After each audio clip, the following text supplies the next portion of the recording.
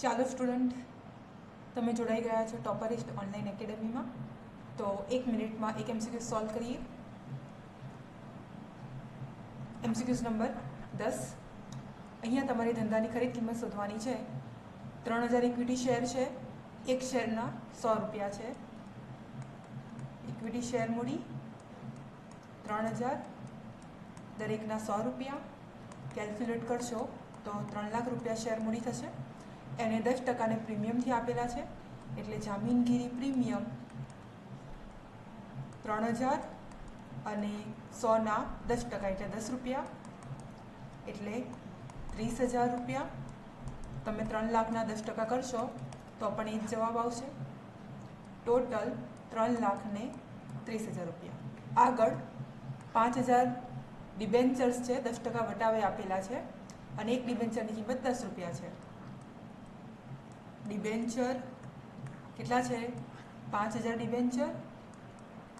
5,000 એકના કેટલા રૂપિયા? 10 રૂપિયા. 5,000 ગુણ્યા 10, 50,000 રૂપિયાના ડિબેન્ચર. એને 10 રૂપિયા વટાવે આપ્યા છે, તો માઇનસ વટાવ કરવાનો.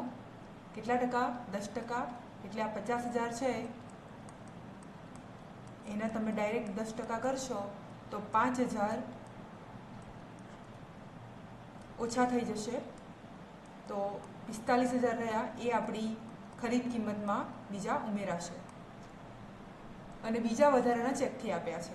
આ એક પહેલો પોઈન્ટ, આ બીજો, અને ત્રીજા આપેલા છે ચેકથી આપ્યા છે. ચેક એટલે રોકડ.